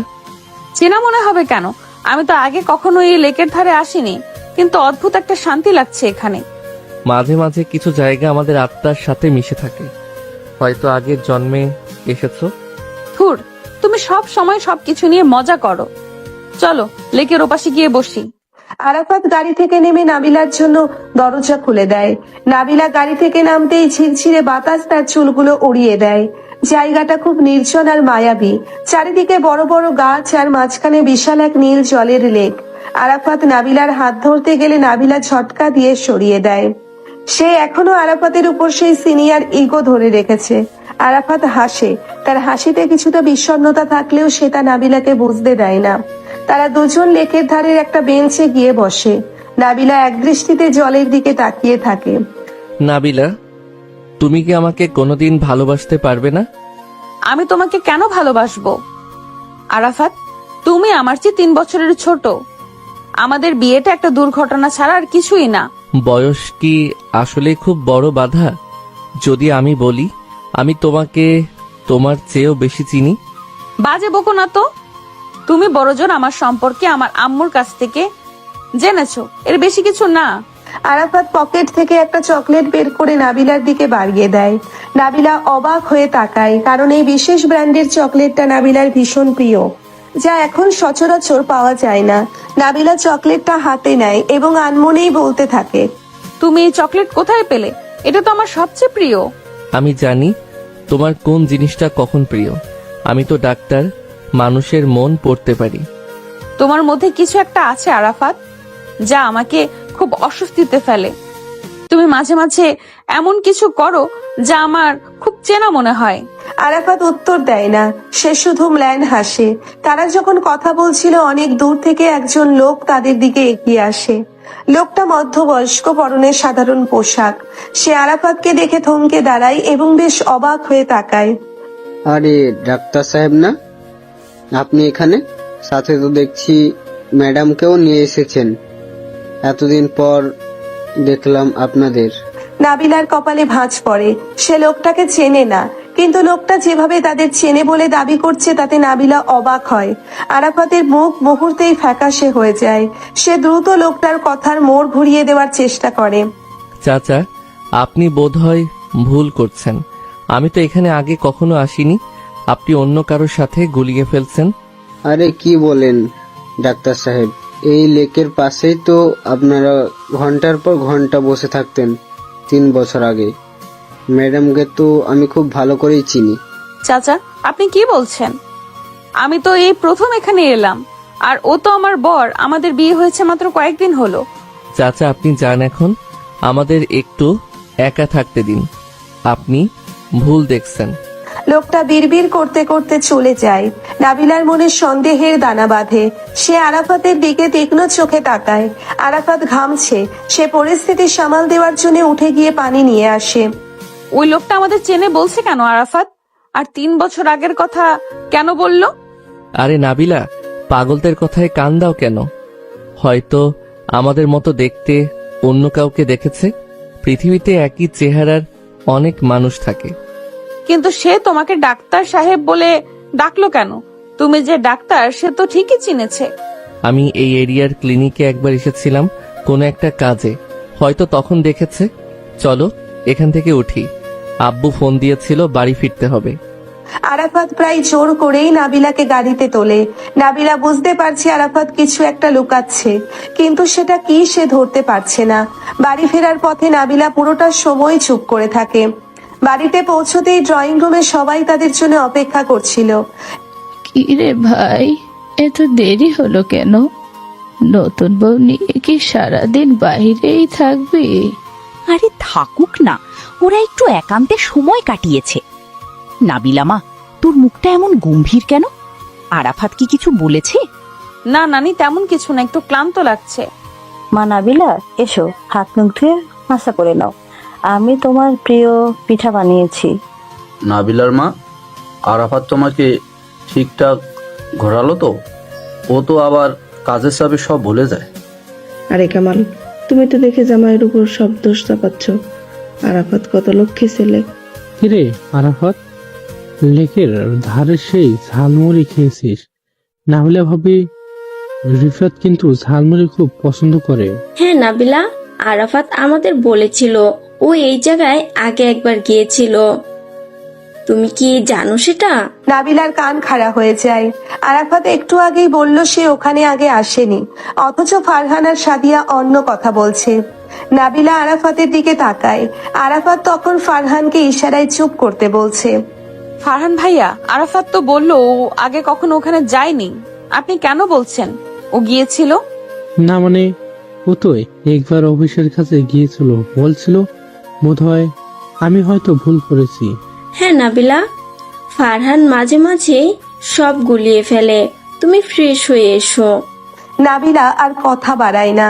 সে গটগট করে সিঁড়ি দিয়ে উপরে নিজের রুমে চলে যায়। তার মাথায় শুধু ওই লোকটার কথা আর আরাফাতের লুকোচুরি খেলাটা ঘুরছে। আরাফাত কিছুক্ষণ পর রুমে ঢোকে। নাবিলা তখন আলমারি থেকে কাপড় বের করছিল। তুমি কি আমার উপর রেগে আছো নাবিলা? রেগে থাকার মতো কিছু করেছো কি? তুমি তো দেখি একাই 100 নাটক করতে পারো। আমি কোনো নাটক করছি না, আমি শুধু তোমাকে খুশি দেখতে চাই। আমাকে মিথ্যা বলে খুশি রাখা যায় না আরাফাত। ওই লোকটা আর ফারহান ভাইয়ের কথা আমি একদমই মেলাতে পারছি না। নাবিলা, কিছু জিনিস না জানাই ভালো, সবকিছুর ব্যাখ্যা হয় না। আরাফাত নাবিলার কাছে গিয়ে দাঁড়ায়। সে নাবিলার কাঁধে হাত রাখে। নাবিলা এবার আর সরিয়ে দেয় না। সে আয়নায় নিজের আর আরাফাতের প্রতিবিম্বের দিকে তাকায়। আরাফাতের চোখে এক অদ্ভুত আকুলতা। সে নাবিলাকে নিজের দিকে ঘুরিয়ে নেয়। আমাদের বিয়েটা যেভাবেই হোক না কেন, তুমি কি একবারও বুঝতে পারো না আমি তোমাকে কতটা ভালোবাসি? এই 3 বছরে একটা দিনও আমি তোমাকে ছাড়া কাটাইনি। 3 বছর? আমাদের বিয়ে তো হলো মাত্র 1 সপ্তাহ। তুমি 3 বছর কেন বললে? আরাফাত বুঝতে পারে সে ভুল করে ফেলেছে। সে দ্রুত কথা সামাল দেয়। মানে আমি বলতে চাইছি 3 বছর আগে যখন তোমাকে প্রথম দেখেছিলাম, সেই সময় থেকে আমার মনে হয় আমি তোমাকে 3 জন্ম ধরে চিনি। তুমি একটা আস্ত পাগল। যাও ফ্রেশ হয়ে নাও, আমি নিচে যাচ্ছি। নাবিলা নিচে গিয়ে রান্নাঘরে সালমা আর রহিমার সাথে কাজে হাত দেয়। বাড়ির বাকি সদস্যরা তখন ড্রয়িং রুমে আড্ডা দিচ্ছে। শফিক সাহেব, আরাফাতকে এবার একটা লম্বা ছুটিতে পাঠান। ওরা একটু দূরে কোথাও থেকে ঘুরে আসুক। হ্যাঁ, আমার মনে হয় দেশের বাইরে গেলে ভালো হয়, নাবিলাও একটু রিফ্রেশড হবে। আপু তো এমনিতেই ঘুরতে খুব পছন্দ করে, দুলা ভাইয়ের সাথে ও বেশ মানিয়ে নিয়েছে। হ্যাঁ, দুলাভাই আপুকে যেভাবে চোখে চোখে রাখে তাতে আমাদের আর দুশ্চিন্তা নেই। রাতের খাবারের পর নাবিলা আর আরাফাত রুমে ফিরে আসে। নাবিলা জানালার পাশে দাঁড়িয়ে ছিল। হঠাৎ তার বুকটা ধক করে ওঠে। সে নিচে গেটের সামনে একজনকে দাঁড়িয়ে থাকতে দেখে। অন্ধকারে লোকটাকে চেনা যাচ্ছে না, কিন্তু সে একদৃষ্টিতে তাদের জানালার দিকে তাকিয়ে আছে। আরাফাত, দেখো তো নিচে গেটে কে দাঁড়িয়ে আছে। কেউ তো নেই নাবিলা, তুমি হয়তো ভুল দেখছো। না আরাফাত, আমি স্পষ্ট দেখেছি কেউ একজন দাঁড়িয়ে ছিল। আমার খুব ভয় করছে। ভয় পাওয়ার কিছু নেই, আমি তো আছি। হয়তো দারোয়ান বা কেউ হবে। তুমি এখন শুয়ে পড়ো। আরাফাত নাবিলাকে বিছানায় নিয়ে আসে। সে নাবিলাকে নিজের বাহুডোরে আগলে রাখে। নাবিলা আরাফাতের বুকের মাঝে মুখ গুজে দেয়। আরাফাতের শরীরের উষ্ণতা তাকে নিরাপদ বোধ করায়, কিন্তু তার মনের ভেতর ঝড় বইছে। আরাফাত কি আসলেই তাকে ভালোবাসে, নাকি এর পেছনে অন্য কোনো রহস্য আছে? আরাফাত নাবিলার কপালে একটা দীর্ঘ চুমু দেয়। নাবিলা, বিশ্বাস করো, আমি যা করছি সব তোমার ভালোর জন্য। একদিন তুমি সব বুঝতে পারবে। আমি শুধু তোমাকে বিশ্বাস করতে চাই আরাফাত, কিন্তু তুমি আমাকে সেই সুযোগ দিচ্ছ না। সময় দাও বউ, সব ঠিক হয়ে যাবে। আরাফাত নাবিলার শাড়ির আঁচলটা একটু সরিয়ে দেয়। তার ঠোঁট নাবিলার ঘাড়ের উপর নেমে আসে। নাবিলা শিউরে ওঠে। সে আরাফাতের শার্টের কলার শক্ত করে চেপে ধরে। আরাফাতের ছোঁয়ায় আজ এক অন্যরকম আবেগ মিশে আছে, যেন সে নাবিলাকে আজীবন এভাবে আগলে রাখতে চায়। তুমি কি জানো নাবিলা, তোমার এই গায়ের গন্ধটা আমার কত প্রিয়। এটা আমাকে বাঁচিয়ে রাখে। তুমি সব সময় এত আদিক্ষেতা করো কেন? সিনিয়রের সাথে সিনিয়রের মতো আচরণ করবে। ওই সিনিয়র ইগোটা না দেখালে তোমার চলে না, তাই না? আজ রাতে কোনো সিনিয়র জুনিয়র নেই, আজ শুধু আমি আর তুমি। আরাফাত নাবিলাকে নিজের উপর টেনে নেয়। রুমের আলোটা নিভিয়ে দেয় সে। শুধু চাঁদের আলো জানালার পর্দা চিরে ঘরে ঢুকেছে। আরাফাত নাবিলার ঠোঁটে নিজের ঠোঁট ডুবিয়ে দেয়। নাবিলা এবার আর কোনো বাধা দেয় না, বরং সেও সমানভাবে সাড়া দিতে থাকে। রাতের নিস্তব্ধতা সাক্ষী হয়ে থাকে এক গভীর ভালোবাসার। কিন্তু এই ভালোবাসার আড়ালে যে বড় এক ঝড় অপেক্ষা করছে তা নাবিলা তখনো জানতো না। আরাফাতের মনে মনে ভাবছে, নাবিলা, আমি তোমাকে আর কখনো হারতে দেব না। স্মৃতি ফিরে আসুক বা না আসুক, তুমি চিরকাল এভাবেই আমার বুকে থাকবে। পরের দিন সকালে নাবিলার ঘুম ভাঙে ফোনের শব্দে। আরাফাত তখন ওয়াশরুমে। নাবিলা ফোনটা হাতে নিতেই দেখে একটা অচেনা নম্বর থেকে মেসেজ এসেছে। মেসেজটা পড়ে নাবিলার হাত থেকে ফোনটা পড়ে যায়। সেখানে লেখা ছিল, তোমার অতীতটা একবার খুঁজে দেখো নাবিলা, তোমার বর তোমাকে এক বিশাল মিথ্যের মাঝে বন্দি করে রেখেছে। নাবিলা স্তব্ধ হয়ে বসে থাকে। তার সারা শরীর কাঁপছে। কে এই লোক, আর সে কিসের মিথ্যের কথা বলছে? ঠিক তখনই আরাফাত ওয়াশরুম থেকে বেরিয়ে আসে। কি হলো নাবিলা, তুমি অমন করে বসে আছো কেন? আরাফাত, 3 বছর আগে আসলে কি হয়েছিল? আমাকে সত্যিটা বলো। আরাফাতের মুখ শুকিয়ে কাঠ হয়ে যায়। সে বুঝতে পারে নাবিলার মনে সন্দেহের জাল আরো শক্ত হয়েছে, কিন্তু সে এখনো সত্যি বলার জন্য তৈরি নয়। এই যে দেখো ফোনটা, অচেনা একটা নম্বর থেকে মেসেজ এসেছে। এখানে পরিষ্কার লেখা যে তুমি আমাকে মিথ্যের মধ্যে আটকে রেখেছো। 3 বছর আগে আসলে কি হয়েছিল আরাফাত? নাবিলা, তুমি এখন অনেক উত্তেজিত হয়ে আছো। ফোনটা আমাকে দাও। এসব ফালতু মেসেজে কান দেওয়ার কোনো মানে হয় না। না, আমি ফোন দেব না। তুমি উত্তর এড়িয়ে যাচ্ছ কেন? কাল লেকের পারে ওই লোকটা আমাদের চিনে বলল, আর আজ এই মেসেজ। সবকিছু কি কাকতালীয়? শোনো নাবিলা, আমি একজন ডাক্তার। আমার অনেক শত্রু থাকতে পারে। কেউ হয়তো আমাদের নতুন জীবনে বিষ ঢালতে চাইছে। তুমি কি আমাকে বিশ্বাস করো না? আমি বিশ্বাস করতে চাই আরাফাত, কিন্তু আমার মাথায় মাঝে মাঝে এমন সব আবছা স্মৃতি আসে যে আমি মেলাতে পারি না। ওই যে নীল ডায়েরিটা, ওটা কার? ডায়েরি? কোন ডায়েরির কথা বলছো? আমি তো কিছু জানি না। হয়তো তোমার পুরনো কোনো ডায়েরি হবে। আরাফাত নাবিলার হাত থেকে ফোনটা নেওয়ার চেষ্টা করে। নাবিলার চোখ লাল হয়ে আছে।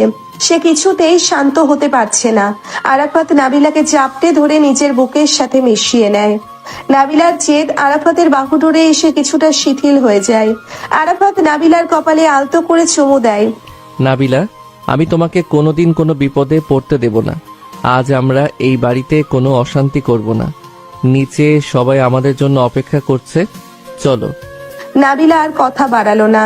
সে মনে মনে ঠিক করলো সে নিজেই এই রহস্যের সমাধান করবে। দুজনে নিচে নেমে আসে। ড্রয়িং রুমে তখন এক এলাহি কাণ্ড চলছে। দাদি আর নানি মিলে ঝগড়া শুরু করেছেন যে কার নাতি বা নাতনি আগে হবে। আমি তো বলছি আমাদের আরাফাতের ছেলে হবে। সে বড় হয়ে বাপের মতো মস্ত বড় ডাক্তার হবে। আরে ধুর, নাবিলা তো আমাদের বংশের মেয়ে। ওর মেয়ে হবে, সে হবে পরীর মতো সুন্দর। মা, আপনারা থাকবেন। ওরা মাত্র নিচে এলো আর আপনার বাচ্চা নিয়ে কারাকারি শুরু করলেন। আরে বেআই সাহেব, মায়েদের কথা বাদ দিন। ওরা তো নাতি নাতনির মুখ দেখার জন্য পাগল হয়ে আছে। সেটা তো বটেই। তবে নাবিলা মা, তুমি আজ কেমন আছো? মুখটা তো শুকিয়ে ছোট হয়ে গেছে। আরাফাত ঠিক মতো খাচ্ছে না। না আব্বু, আমি ঠিক আছি, একটু মাথা ধরেছে তাই। আহারে, রোদে বাইরে ঘুরলে তোর মাথা ঘুরবেই। মিতু, তুই ভাবির জন্য এক গ্লাস শরবত নিয়ে আয় তো। নিয়ে আসছি আম্মু। ভাবি, তুমি এখানে বসো, আমি আর তানিয়া মিলে তোমার জন্য স্পেশাল লেবুর শরবত বানাচ্ছি। হ্যাঁ আপু, দুলাভাই আমাদের শিখিয়ে দিয়েছে তোমাকে কিভাবে প্যাম্পার করতে হয়। দুলাভাই তো দেখছি আমাদের টিপস দিয়ে দিয়ে পুরো ট্রেন করে ফেলেছে।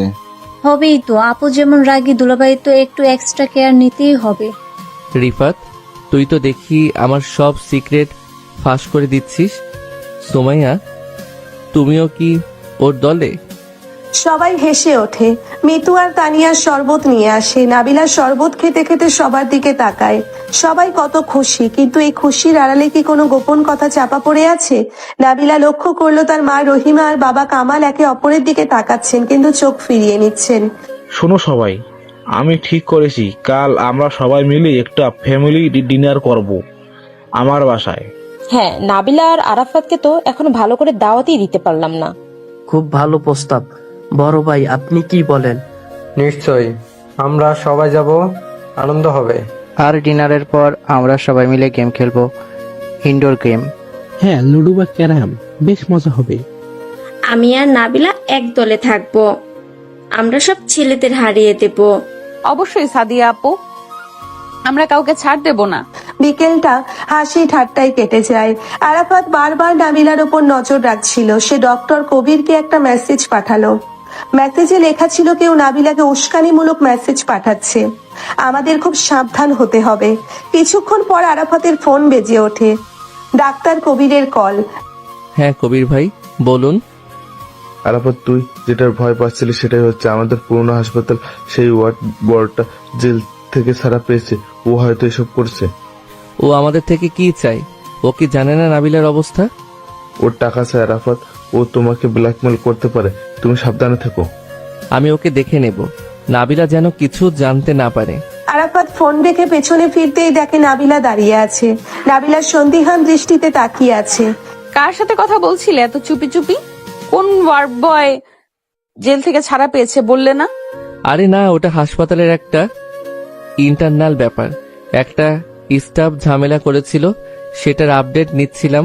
তুমি শোনো না কেন সবকিছু? তুমি অনেক কিছু লুকাচ্ছ আরাফাত, তোমার চোখ বলছে তুমি মিথ্যা বলছো। নাবিলা, চলো রুমে যাই, তোমাকে আজ একটা সারপ্রাইজ দেব। আরাফাত নাবিলাকে এক প্রকার জোর করে উপরে নিয়ে যায়। রুমে ঢুকে আরাফাত আলমারি থেকে একটা সুন্দর নীল রঙের কাতান শাড়ি বের করে। এই দেখো, তোমার জন্য এনেছি, এটা পরে আজ আমার সামনে সাজবে। শাড়ি দিয়ে তুমি আমাকে ভোলাতে পারবে না। আমি কাল আমার পুরনো বাড়িতে যাব। আমি ওই ডায়েরিটা আবার দেখতে চাই। নাবিলা, কেন পুরনো জিনিস নিয়ে পড়ে আছো? আমাদের এই নতুন জীবনটা কি তোমার ভালো লাগছে না? লাগছে, কিন্তু মনে হচ্ছে আমি একটা ঘোরের মধ্যে আছি। 3 বছর আগের কোনো কিছুই আমার মনে নেই। কেন? আমি আমার গ্রাজুয়েশনের পরের 2 বছরের কথাও মনে করতে পারছি না। আরাফাত নাবিলার খুব কাছে চলে আসে। সে নাবিলার 2 কাঁধ ধরে তাকে দেওয়ালের সাথে চেপে ধরে। আরাফাতের নিঃশ্বাসের গতি বেড়ে গেছে। সে নাবিলার চোখের দিকে তাকিয়ে থাকে। নাবিলা, তুমি আমার স্ত্রী, এটাই তোমার সবচেয়ে বড় পরিচয়। বাকি সব ভুলে যাও। আমি কি তোমাকে যথেষ্ট ভালোবাসা দিচ্ছি না? দিচ্ছ, কিন্তু এই ভালোবাসা মাঝে মাঝে আমার কাছে অসহ্য লাগে। মনে হয় তুমি আমাকে কিছু একটা থেকে আড়াল করছো। আরাফাত কোনো কথা না বলে নাবিলার ঠোঁটে নিচের ঠোঁট চেপে ধরে। নাবিলা প্রথমে বাধা দিলেও আস্তে আস্তে সে নরম হয়ে আসে। আরাফাতের চুমুতে আজ এক অন্যরকম জেদ কাজ করছে। সে নাবিলাকে বিছানায় শুইয়ে দেয়। নাবিলার শাড়ির প্রতিটি ভাঁজ সে সযত্নে খুলতে থাকে। নাবিলা চোখ বন্ধ করে আরাফাতকে চাপটে ধরে। তুমি শুধু আমার নাবিলা, চিরকাল আমারই থাকবে। রাতের অন্ধকারে তাদের ভালোবাসা যখন চরম পর্যায়ে পৌঁছয়, নাবিলা হঠাৎ ডুকরে কেঁদে ওঠে। আরাফাত ভয় পেয়ে যায়। সে নাবিলাকে নিজের বুকের মাঝে আগলে নেয়। কি হয়েছে নাবিলা, কষ্ট হচ্ছে তোমার? না আরাফাত, কিন্তু আমার কেন মনে হচ্ছে আমি তোমাকে অনেকদিন আগে এইভাবে জড়িয়ে ধরে কেঁদেছিলাম। একটা অন্ধকার ঘরে প্রচুর বৃষ্টি পড়ছিল তখন। আরাফাতের বুক ধক করে ওঠে। নাবিলা ঠিক ওই দিনের কথা বলছে যেদিন তাদের আসল বিয়ে হয়েছিল এবং তার পরপরই ওই ভয়াবহ অ্যাক্সিডেন্টটা ঘটেছিল। আরাফাত নাবিলাকে আর কথা বলতে দিল না। সে আবার নাবিলাকে আদরে ভরিয়ে দিল যাতে নাবিলা আর কিছু চিন্তা করতে না পারে। পরের দিন সকালে সবাই হাসান মামার বাড়িতে যাওয়ার জন্য তৈরি হয়। বাড়ির বড়রা সবাই একসাথে গাড়িতে ওঠে। আরাফাত আর নাবিলা আলাদা গাড়িতে, সাথে রিফাত আর সুমাইয়া। দুলা ভাই, আজ কিন্তু ক্যারাম বোর্ডে আপনাকে হারাবই। হ্যাঁ ভাইয়া, রিফাত তো সারা রাত প্র্যাকটিস করেছে। দেখবানি কত ধানে কত চাল, আমি কিন্তু চ্যাম্পিয়ন ছিলাম কলেজে। তুমি যে কিসে চ্যাম্পিয়ন ছিলে না তা নিয়ে আমার সন্দেহ আছে। হাসান মামার বাড়িতে পৌঁছেই এক উৎসব মুখর পরিবেশ পাওয়া গেল। রোমা, মামি আর তানিয়া মিলে হরেক রকমের রান্না করেছে। আপু, তোমার জন্য আজ তোমার প্রিয় কাচ্চি বিরিয়ানি রান্না করা হয়েছে, আর দুলাভাইয়ের জন্য স্পেশাল চিকেন রোস্ট। আরে শোনো, খাওয়ার আগে আমাদের গেমটা শুরু হোক। হ্যাঁ, কামাল আর শফিক এক দলে থাকবে, আমরা বৃদ্ধারা এক দলে। আম্মা, আপনারা পারবেন আমাদের সাথে? আমরা কিন্তু এখনো বুড়ো হয়নি বেআইন সাহেব। সবাই মিলে ড্রয়িং রুমে বসে ক্যারাম খেলা শুরু করে। হাসান আর আশাদ রেফারি সেজেছে। নার্গিস আর সালমা তালি দিচ্ছে। খেলাটা বেশ জমে উঠেছে। নাবিলা আর সাদিয়া একদল হয়ে ফারহান আর আরাফাতকে কোণঠাসা করে ফেলেছে। এই তো আর একটা গুটি গেলেই আমরা জিতে যাব। এবার দেখো আরাফাত, তুমি কিভাবে হারো। হারলেই বাকি, বউয়ের কাছে হারলে তো কোনো লজ্জা নেই। নাবিলা যখন স্ট্রাইকার দিয়ে শেষ কোটিটা নিতে যাবে তখন হঠাৎ তার চোখ যায় জানালার দিকে। জানালার কাঁচের ওপাশে একজন লোক দাঁড়িয়ে আছে। সেই একই লোক যাকে সে আগে দেখেছিল। লোকটা তার দিকে তাকিয়ে একটা কাগজ উঁচিয়ে ধরে আছে। নাবিলা হাত থেকে স্ট্রাইকার ফেলে দেয়। তার সারা শরীর থরথর করে কাঁপতে শুরু করে। কি হলো নাবিলা, স্ট্রাইকার ফেলে দিলে কেন? ওই দেখো আরাফাত, ওই লোকটা আবার এসেছে। ও ওখানে দাঁড়িয়ে আছে কেন? সবাই জানালার দিকে তাকায়, কিন্তু সেখানে কেউ নেই। শুধু বাতাসের দোলায় পর্দার কোণা নড়ছে। নাবিলা, ওখানে তো কেউ নেই, তুমি বোধহয় ভুল দেখেছো। মা, তোর শরীরটা কি আবার খারাপ লাগছে? না আম্মু, আমি স্পষ্ট দেখেছি। ও একটা কাগজ দেখাচ্ছিল আমাকে। কেউ নেই এখানে। নাবিলা, তুমি খুব স্ট্রেস নিচ্ছ, চলো একটু বাইরে থেকে ঘুরে আসি। আরাফাত নাবিলাকে নিয়ে বাগানে যায়। বাগানটা বেশ বড়। নাবিলা হাঁপাতে থাকে। আরাফাত, ওই লোকটা কে? কেন ও আমার পিছু ছাড়ছে না? নাবিলা, শান্ত হও। আমি দারোয়ানকে বলছি চারপাশ চেক করতে, তুমি এখানে বসো। আরাফাত একটু দূরে গিয়ে ফোনে কথা বলতে শুরু করে। নাবিলা একা বসেছিল।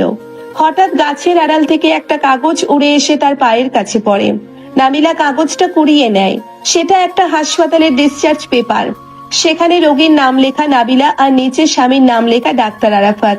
তারিখটা 3 বছর আগের। নাবিলা স্তব্ধ হয়ে যায়। তার চোখের সামনে সবকিছু ঘুরতে শুরু করে। 3 বছর আগে সে আরাফাতের স্ত্রী ছিল। তাহলে এখন আবার বিয়ে হলো কেন? কেন সবাই এই সত্যিটা লুকাচ্ছে? আরাফাত ফিরে এসে দেখে নাবিলা হাতে সেই কাগজটা নিয়ে পাথরের মতো বসে আছে। আরাফাতের পায়ের তলা থেকে মাটি সরে যায়।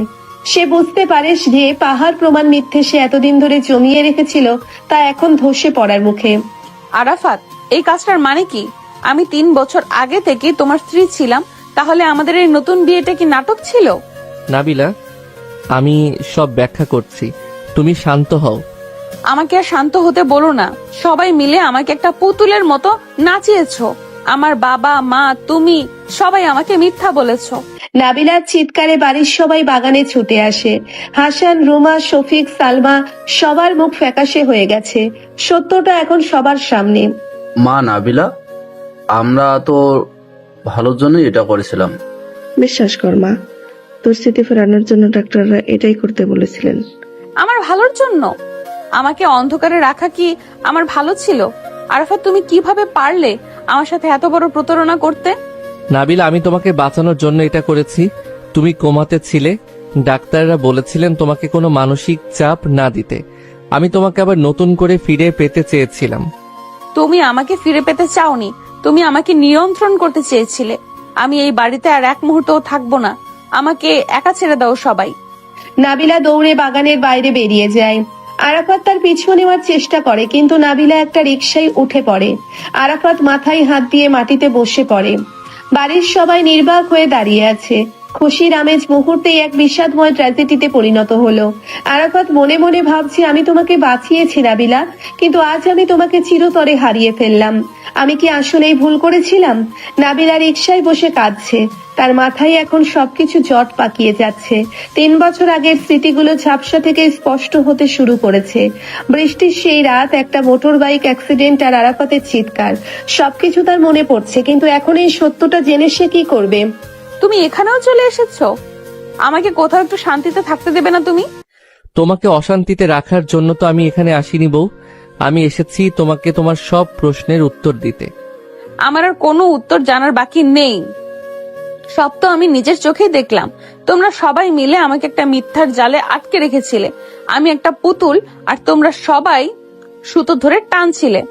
তুমি পুতুল নও নাবিলা, তুমি আমার জীবন, আমার বেঁচে থাকার একমাত্র কারণ। তুমি চাইলে আমাকে মারতে পারো, বকতে পারো, কিন্তু আমাকে ছেড়ে যাওয়ার কথা মুখেও এনো না। নাবিলা রিকশা নিয়ে সোজা চলে এসেছিল তাদের পুরনো ইউনিভার্সিটির পেছনের লেকটার কাছে। 3 বছর আগে এখানেই তারা দিনের পর দিন সময় কাটিয়েছে। নাবিলার এখন সবকিছু আবছা আবছা মনে পড়ছে। লেকের শান্ত জলের দিকে তাকিয়ে নাবিলা অঝরে কাঁদছিল। আরাফাতও পাগলের মতো খুঁজতে খুঁজতে ঠিক এখানেই চলে এসেছে। আরাফাত নাবিলার খুব কাছে এসে দাঁড়ায়। বাতাসে নাবিলার চুল উঠছে। আরাফাতের চোখেও জল। সে নাবিলার হাত ধরার চেষ্টা করে, কিন্তু নাবিলা ছিটকে দূরে সরে যায়। একদম আমাকে ছোঁয়ার চেষ্টা করবে না আরাফাত। তুমি আমাকে ধোকা দিয়েছো। আমি জানতে চাই 3 বছর আগে ঠিক কি হয়েছিল। আমি কেন সব ভুলে গিয়েছিলাম, আর কেনই বা এই নতুন বিয়ের নাটক সাজানো হলো। সব সত্যি আমাকে আজ বলতেই হবে। ঠিক আছে, তুমি যখন সব জানতে চাও তবে শোনো। আজ থেকে 3 বছর আগে আমরা দুজন দুজনকে পাগলের মতো ভালোবাসতাম, কিন্তু তুমি ছিলে আমার চেয়ে 3 বছরের বড়। তোমার পরিবার কোনোভাবেই এই সম্পর্ক মেনে নিতে রাজি ছিল না। তোমার আব্বু পরিষ্কার জানিয়ে দিয়েছিলেন, আমার মতো একজন জুনিয়র ছেলের হাতে তিনি তার মেয়ে তুলে দেবেন না। তারপর কি হলো? আমরা কি পালিয়ে বিয়ে করেছিলাম? পালিয়ে নয়, আমরা কাজী অফিসে গিয়ে গোপনে বিয়ে করেছিলাম। ভেবেছিলাম বিয়ের কাগজ দেখালে হয়তো 2 পরিবার সব মেনে নেবে। বিয়ের ঠিক পরপরই আমরা বাইকে করে ফিরছিলাম। খুব বৃষ্টি হচ্ছিল সেদিন, রাস্তা পিচ্ছিল ছিল। হঠাৎ উল্টো দিক থেকে একটা ট্রাক এসে আমাদের বাইকে প্রচন্ড জোরে ধাক্কা দেয়। আরাফাতের গলা ধরে আসে। সে আর কথা বলতে পারছে না। চোখের পানি গাল বেয়ে পড়ছে। নাবিলাও স্তব্ধ হয়ে দাঁড়িয়ে আছে। তার চোখের সামনে বৃষ্টির সেই ভয়াল রাতের দৃশ্যটা যেন সিনেমার মতো ভাসতে শুরু করেছে। আমার এসব কিছুই কেন মনে নেই আরাফাত? কারণ হাসপাতালে পৌঁছানোর পর তুমি কোমায় চলে যাও। তোমার মাথার ভেতরে রক্ত জমাট বেঁধে গিয়েছিল। ডাক্তাররা বলেছিলেন তোমার বাঁচার আশা মাত্র 1%। আমার নিজের হাসপাতালের সিনিয়র ডাক্তাররা তোমার অপারেশন করতে ভয় পাচ্ছিলেন। আমি তখন মাত্র ইন্টার্নশিপ শেষ করেছি। আমি নিজের পায়ে ধরে ডাক্তার কবির ভাইকে রাজি করাই তোমার অপারেশন করার জন্য। আমি কতদিন কোমায় ছিলাম? টানা 6 মাস। ওই 6টা মাস আমি হাসপাতালের ফ্লোরে ঘুমিয়েছি। তোমার আব্বু আম্মু, আমার আব্বু আম্মু সবাই প্রতিদিন কাঁদতো। সবাই আশা ছেড়ে দিয়েছিল, কিন্তু আমি ছাড়িনি। আমি প্রতিদিন তোমার হাত ধরে বসে থাকতাম আর কথা বলতাম। আমি জানতাম তুমি আমাকে ছেড়ে যেতে পারবে না। নাবিলার চোখের পানি বাদ মানছে না। সে বুঝতে পারছে এই ছেলেটা তাকে কতটা পাগলের মতো ভালোবাসে। নাবিলা ফুপিয়ে ফুপিয়ে কাঁদতে শুরু করে। আরাফাত এবার আর নিজেকে আটকে রাখে না। সে নাবিলাকে শক্ত করে নিজের বুকের সাথে জড়িয়ে ধরে। নাবিলাও কোনো বাধা দেয় না। 6 মাস পর তুমি যেদিন চোখ খুললে আমার মনে হলো আমি পুরো পৃথিবী জয় করে ফেলেছি। কিন্তু আমার সেই আনন্দ বেশিক্ষণ স্থায়ী হলো না। তুমি আমাকে চিনতে পারলে না। তুমি তোমার জীবনের মাঝখানে 3 বছরের সব স্মৃতি হারিয়ে ফেলেছিলে। তোমার গ্র্যাজুয়েশন, আমাদের প্রেম, আমাদের বিয়ে সব মুছে গিয়েছিল তোমার ব্রেন থেকে। তখন তোমরা আমাকে সত্যিটা বলে দাওনি কেন? ডাক্তার কবির ভাই কড়া নিষেধ করেছিলেন। তোমার ব্রেন তখনও খুব দুর্বল ছিল। ডাক্তার বলেছিলেন হঠাৎ করে পুরনো কোনো বড় শক বা চাপ দিলে তুমি হয়তো ব্রেন ডেড হয়ে যেতে পারো। তাই আমরা সবাই মিলে সিদ্ধান্ত নেই তোমাকে কিচ্ছু জানানো হবে না। এমন সময় সেখানে দুই পরিবারের সবাই এসে উপস্থিত হয়। কামাল, রহিমা, শফিক, সালমা সবাই কাঁদছে। কামাল এগিয়ে এসে নাবিলার মাথায় হাত রাখেন। মা নাবিলা, আরাফাতকে তুই ভুল বুঝিস না। ও যা করছে সব জীবন বাঁচানোর জন্য করছে। ওই ছেলেটার ভালোবাসা দেখে আমি নিজের জেদ ভুলে গিয়েছিলাম। আমি নিজের মুখে ওকে বলেছিলাম তুই সুস্থ হলে আমি নিজে দাঁড়িয়ে তোদের আবার বিয়ে দেবো। হ্যাঁ মা, আরাফাত গত 3 বছর তোর জন্য যা করতেছে তা নিজের বাবা মাও করতে পারে না। ও প্রতিদিন তোর থেরাপি করানো, তোর ওষুধ খাওয়ানো সব একা হাতে সামলাচ্ছে। মা নাবিলা, আমরা শুধু চেয়েছিলাম তুমি নতুন করে সব শুরু করো, কোনো জোর জবরদস্তি না করে। আরাফাত চেয়েছিল তুমি যেন স্বাভাবিকভাবে আবার ওর প্রেমে পড়ো। তুই ওকে ক্ষমা করে দে মা, ওর কোনো দোষ নেই, ও শুধু তোকে বাঁচাতে চেয়েছে। নাবিলা সবার কথা শুনে বাকরুদ্ধ হয়ে যায়। সে আরাফাতের দিকে তাকায়। আরাফাতের চোখে এখনো সেই একই আকুলতা, একই ভালোবাসা। নাবিলা বুঝতে পারে সে কতটা বোকা ছিল। যে ছেলেটা তার জন্য এত বড় স্যাক্রিফাইস করেছে তাকে সে সারাক্ষণ জুনিয়র বলে অপমান করেছে। নাবিলা আরাফাতের 2 গাল নিজের হাত দিয়ে চেপে ধরে। তুমি এত পাগল কেন আরাফাত? আমার জন্য নিজের পুরো জীবনটা এভাবে শেষ করে দিচ্ছ। জীবন শেষ কোথায় হলো বউ? জীবন তো মাত্র শুরু হলো। তুমি তো আমার কাছে ফিরে এসেছো। স্মৃতি ফিরে আসুক বা না আসুক, তুমি তো আমার নাবিলাই আছো। আমি আর কোনো স্মৃতি চাই না। আমার জীবনে একমাত্র সত্যি এখন তুমি। আমাকে মাফ করে দাও আরাফাত, আমি তোমাকে অনেক কষ্ট দিয়েছি। ভালোবাসার মানুষের দেওয়া কষ্ট তো আশীর্বাদ বউ। তুমি শুধু কথা দাও আর কোনোদিন আমাকে ছেড়ে যাওয়ার কথা বলবে না। কখনো না। আমি তোমার ছিলাম আর তোমারই থাকবো। নাবিলা আরাফাতকে গভীরভাবে জড়িয়ে ধরে। 2 পরিবারের সবার মুখে হাসি ফুটে ওঠে। মেঘ কেটে গিয়ে লেকের শান্ত জলে দুপুরের রোদ চিকচিক করে ওঠে। সবার মনে এক অদ্ভুত প্রশান্তি। ডক্টর কবিরও খবর পেয়ে সেখানে চলে এসেছেন। যাক বাবা, শেষ পর্যন্ত ভালোই মিটলো। আরাফাত তো পাগলামে আসলে কাজে লেগেছে। আরাফাত বাবা, তুমি প্রমাণ করেছো ভালোবাসা দিয়ে সব জয় করা যায়। আমাদের নাবিলা আসলেই অনেক ভাগ্যবান। দুলা ভাই, আপনি তো দেখছি হিরোদেরও বাপ, এত বড় মিশন সাকসেসফুল করে ফেললেন। আপু, এবার কিন্তু দুলাভাইকে আর কোনো বকাঝকা করতে পারবে না, বলে দিলাম। তোদের আর আমার পক্ষে কথা বলতে হবে না। আমি আমার বরকে নিজেই সামলাতে পারবো। আরে আমার নাতিটার ওপর দিয়ে কত ধকল গেল। এবার চলো সবাই বাড়ি চলো, আজ বিশাল করে মিষ্টি খাওয়া দাওয়া হবে। হ্যাঁ, তা তো খাবি। তবে আমার নাতনির যে এত বড় একটা বিপদ কেটে গেল, তার জন্য সবাইকে আমি নিজের হাতে রান্না করে খাওয়াবো। চলেন সবাই বাড়ি যাই, আজ আমাদের খুশির দিন। তুষার, মিতু, তোরা তাড়াতাড়ি গিয়ে বাড়িতে সবাইকে খবর দে। ঠিক আছে আম্মু, আমরা যাচ্ছি। ভাবি, তুমি কিন্তু আজ দুলাভাইয়ের সাথে এক গাড়িতে আসবে। আরে ওরা তো এখন সব সময় একসাথে থাকবে। চল সাদিয়া, আমরা ওদের একটু একা ছেড়ে দেই। হ্যাঁ নাবিলা, তোমরা আসো, আমরা এগোচ্ছি। সবাই আস্তে আস্তে নিজেদের গাড়ির দিকে চলে যায়। লেকের পাড়ে শুধু আরাফাত আর নাবিলা দাঁড়িয়ে আছে। চারিদিক খুব শান্ত। নাবিলা আরাফাতের হাত শক্ত করে ধরে রাখে। আচ্ছা আরাফাত, ওই ওয়ার্ড বয় লোকটা কে ছিল যে আমাকে পেপার দেখিয়েছিল? ও আমাদের পুরনো হাসপাতালের একজন স্টাফ। ও জানতো তোমার ব্যাপারে। জেল থেকে ছাড়া পেয়ে ও আমাকে ব্ল্যাকমেইল করতে চেয়েছিল টাকা হাতানোর জন্য। আমি ওকে পুলিশে দিয়ে দিয়েছি। ওর আর কোনো ক্ষতি করার ক্ষমতা নেই। তুমি সব সময় এমন আমাকে আগলে রাখো। আমার তো মাঝে মাঝে নিজেরই খুব অপরাধ বোধ হয়। অপরাধ বোধ কেন হবে? তুমি আমার বউ, আমার সব দায়িত্ব তোমার উপর। এবার চলো বাড়ি যাই, সবাই আমাদের জন্য অপেক্ষা করছে। হ্যাঁ চলো, তবে একটা শর্ত আছে। আবার শর্ত? এবার কি শর্ত জুনিয়র কি নিয়ে? জুনিয়র নয়, তুমি এখন থেকে আমার সব শর্তটা হলো, আজ থেকে তুমি আর আমাকে কখনো লুকিয়ে কোনো সারপ্রাইজ দেবে না। সব সত্যি আমাকে বলবে। কথা দিলাম বউ, জীবনে আর কোনো মিথ্যে থাকবে না, শুধু ভালোবাসা থাকবে। আরাফাত নাবিলার কপালে গভীর একটা চুমু দেয়। তারপর দুজন মিলে গাড়িতে ওঠে। বাড়ি ফিরতে ফিরতে সন্ধ্যা হয়ে যায়। বাড়িতে এক উৎসবের আমেজ, সারা বাড়ি আলো দিয়ে সাজানো হয়েছে। ড্রয়িং রুমে সবাই গোল হয়ে বসে আড্ডা দিচ্ছে। আপু তুমি কিন্তু আজ অনেক সুন্দর লাগছে, মুখটা একদম খুশিতে জলজল করছে। তুই তো সারাক্ষণ শুধু মাখন লাগাতে থাকিস। শালিকা, তুমি একদম ঠিক বলেছ, তোমার আপুকে আজ সত্যিই খুব সুন্দর লাগছে। দুলাভাই এবার কিন্তু আপনাকে আমাদের একটা গ্র্যান্ড পার্টি দিতে হবে। আরে পার্টি তো হবেই, আগে বল তোরা কি খাবি? খাওয়া দাওয়া তো হবেই, আগে আরাফাত আর নাবিলাকে একটু শান্তিতে বসতে দাও। হ্যাঁ, সারাদিন অনেক ধকল গেছে ওদের উপর দিয়ে। বাবা আরাফাত, কাল থেকে কিন্তু তোমার আর কোনো ছুটি নেই, হাসপাতালে ঠিকমতো জয়েন করতে হবে। জি আব্বু, আমি কাল থেকেই ডিউটি শুরু করব। নাবিলা মা, তুমি রুমে গিয়ে ফ্রেশ হয়ে নাও, আমি তোমাদের খাবার পাঠিয়ে দিচ্ছি। ঠিক আছে আম্মু। নাবিলা আর আরাফাত উপরে নিজেদের রুমে চলে যায়। রুমে ঢুকেই নাবিলা একটা স্বস্তির নিঃশ্বাস ফেলে, যেন অনেক দিন পর সে নিজের আসল ঠিকানায় ফিরে এসেছে। আরাফাত দরজা আটকে দিয়ে নাবিলার দিকে এগিয়ে আসে। তো ম্যাডাম, আপনার কি আর কোনো অভিযোগ আছে আমার বিরুদ্ধে?